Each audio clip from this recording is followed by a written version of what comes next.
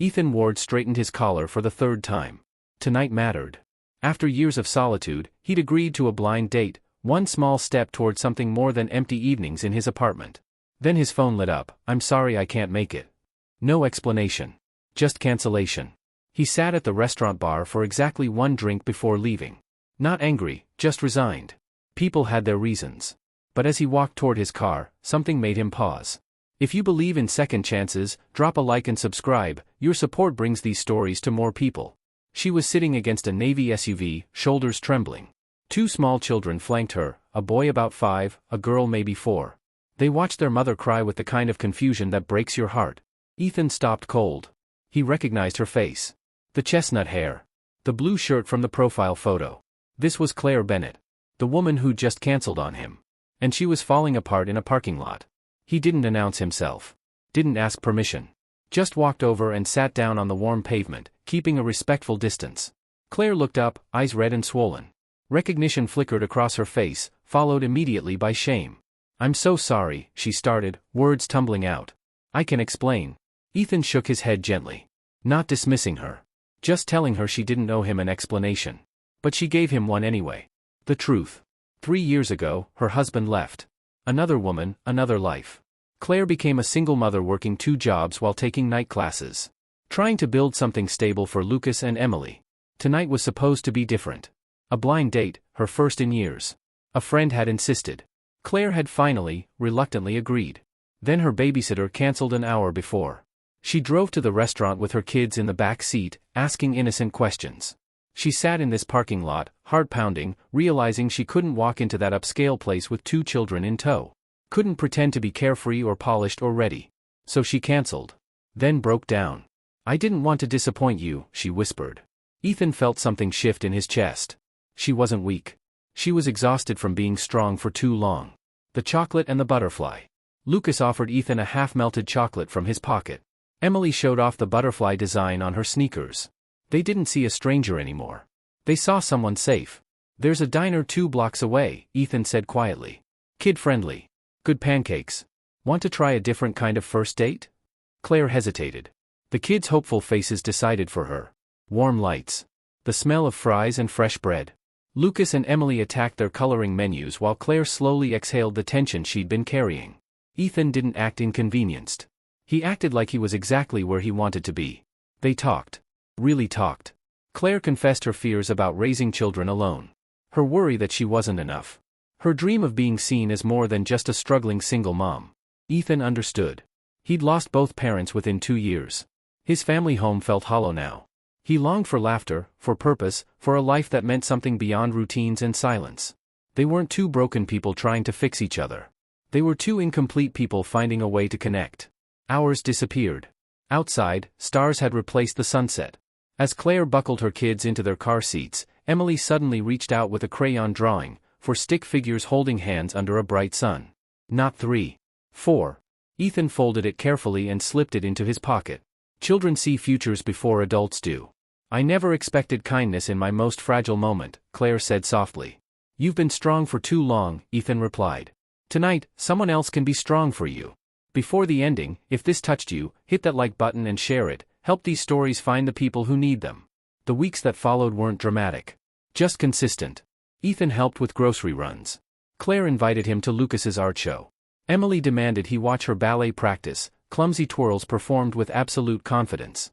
Claire watched this man who simply showed up, week after week, and felt something unfamiliar, wonder. One evening she asked why he stayed. His answer was simple: love isn't about perfect timing. It's about choosing someone when life is messy. Your kids felt like home before I understood why. And that night in the parking lot showed me your strength, not your weakness. Claire leaned into him as the children laughed nearby. Safety. Partnership. Hope. Drop a comment. What part of Claire's story resonated most with you? Sometimes the most beautiful beginnings happen when everything seems to be falling apart. Sometimes a canceled date is just destiny clearing the path. Ethan didn't expect to see him standing in Claire's driveway. It was a Saturday morning. He'd just pulled up with groceries and Emily's birthday cake when a silver Mercedes blocked the path. A man in an expensive suit leaned against it, arms crossed. Claire stood on the porch, pale as snow. Lucas clung to her leg.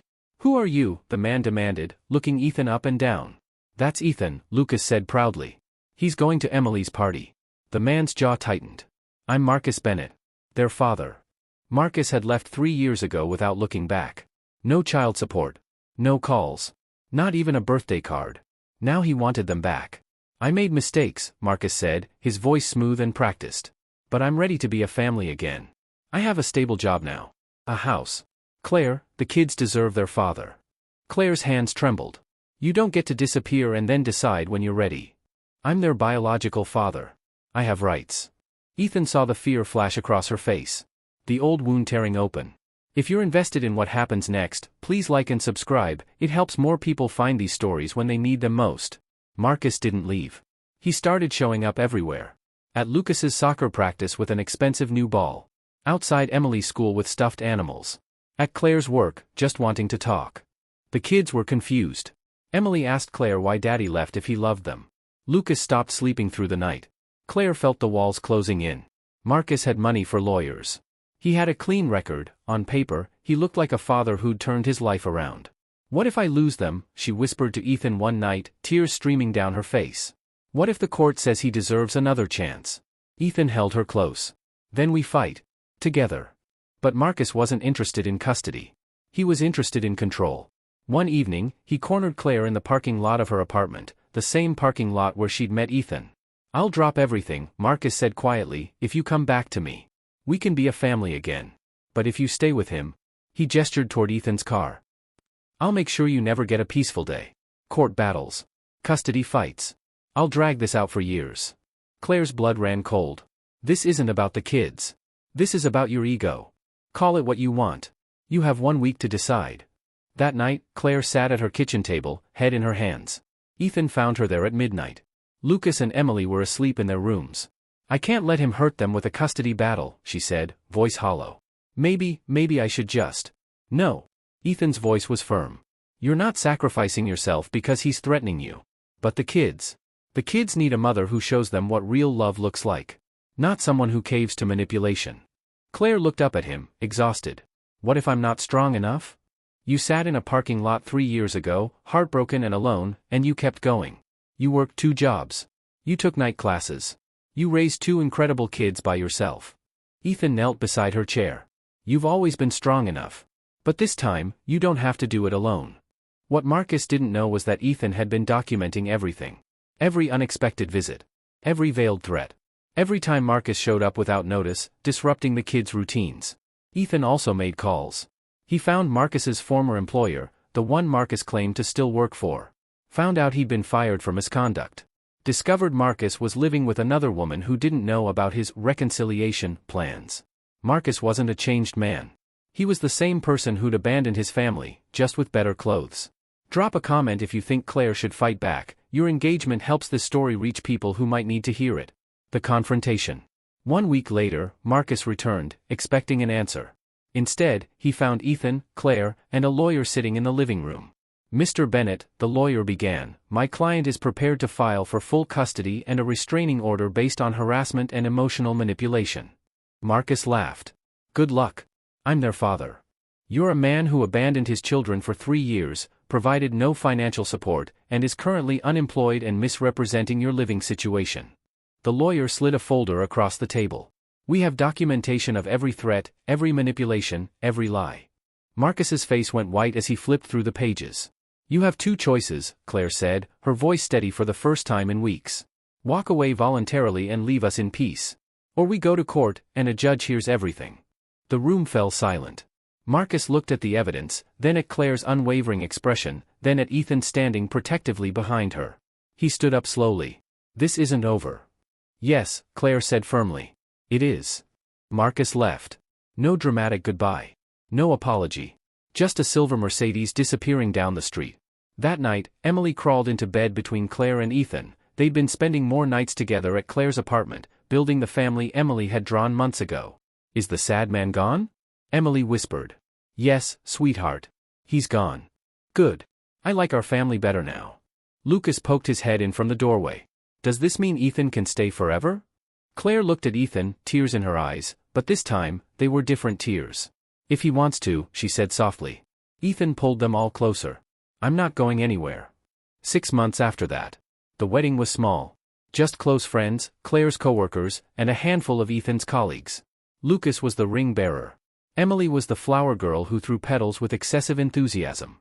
As Ethan and Claire said their vows, Emily tugged on Claire's dress. "Mommy, this is just like my drawing." Claire knelt down, tears streaming. "Yes, baby. Just like your drawing.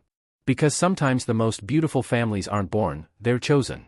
Sometimes strength isn't about fighting alone, it's about letting someone stand beside you.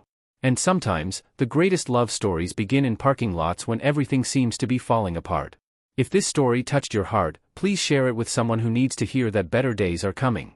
Like, comment, and subscribe for more stories about hope, resilience, and second chances. Marcus never returned. 3 years later, Ethan officially adopted Lucas and Emily. The crayon drawing, for stick figures under a bright sun, still hangs framed in their living room. Because children always knew what home was supposed to look like.